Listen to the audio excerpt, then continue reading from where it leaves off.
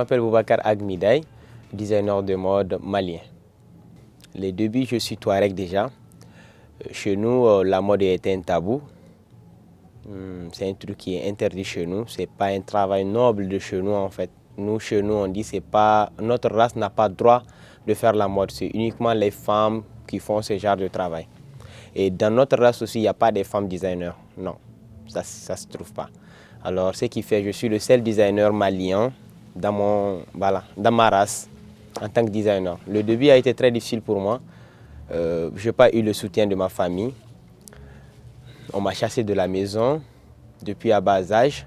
Je n'ai pas eu le soutien total de ma famille dans ce que je suis en train de faire aujourd'hui, mais je n'ai pas abandonné. Malgré les études, je faisais toujours les études, mais je faisais aussi la mode à côté. Parce que j'aimais toujours être différent des gens. Une raison de plus, le nom de ma marque Mida Style. Mida qui veut dire déjà moi, le style qui veut dire déjà mon style. Mon métier, je travaille plus sur des tissus 100% le cotonnade malien, histoire de mettre en valeur les artisans qui créent ces beaux tissus de chez moi.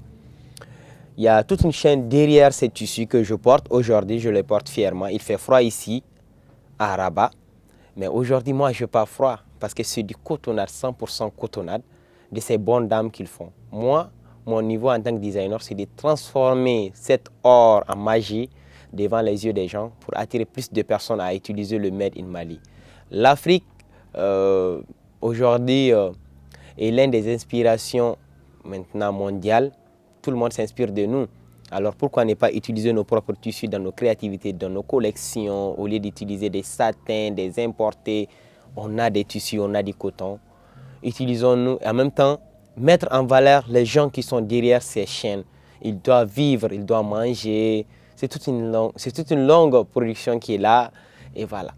Ça les met en valeur, ça te met aussi en valeur. Chaque collection a une histoire. Je fais plusieurs collections. Comme la collection qui va défiler ce soir.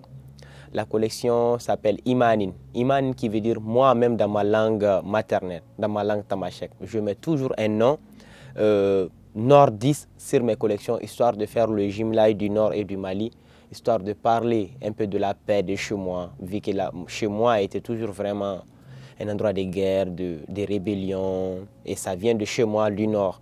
Alors je montre aux nordistes qu'on peut être au sud et puis travailler aussi avec des inspirations nordistes sur des tissus vraiment sudiens, histoire de faire vraiment le Mali un.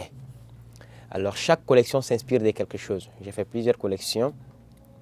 La collection Houmaïsa qui a remporté le prix FIMA de l'année passée. Et la collection qui va défiler ce soir, c'est la collection Imani qui s'inspire de moi-même. Ce que moi-même je porte, c'est ce que j'ai mis en valeur sur le podium ce soir. Ça va être de la magie. Et les designs de tissus, j'ai créé ma collection, je crée depuis le tissu.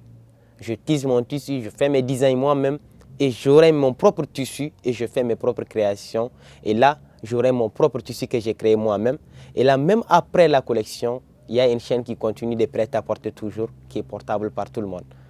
Le tissu est là, j'ai déjà une chaîne de production qui est là, les femmes sont là, au lieu de rien faire, ils vont produire pour moi des tissus. Et moi, en tant que designer, je transforme en magie et je vends. Ils gagnent, je gagne, on est tous contents. La vie est belle. J'ai beaucoup souffert dans la mode, je me suis bâti. Aujourd'hui, je suis à Rabat. Moi-même, je n'y crois pas. Si j'ai pu prendre mon billet d'avion pour venir jusqu'ici, moi-même, je ne crois pas si c'est réalisable un jour. Mais c'est réalisable. Je n'ai pas eu des soutiens, des aides, mais je suis là. Et grâce à ma créativité, je donne de la joie autour de moi, mes créations, j'ai des fans partout.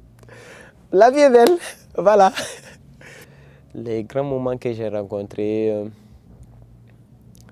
c'est quand les gens me disent j'aime ce que tu fais.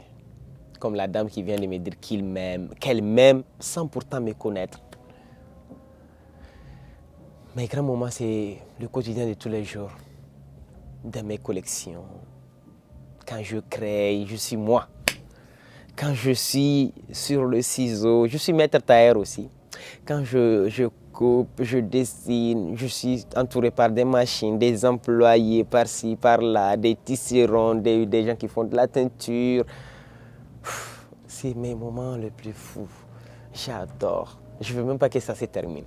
Quand tu dis que tu es fatigué dans un travail, c'est que veut dire que tu n'aimes pas. Si tu aimes, les autres vont se dire, ah, lui là, est-ce que lui, il ne se fatigue pas? J'adore.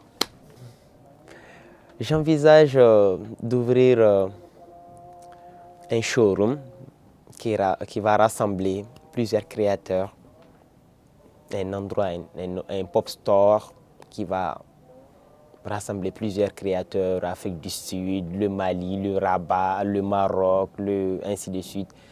Et là, on essaie de vendre.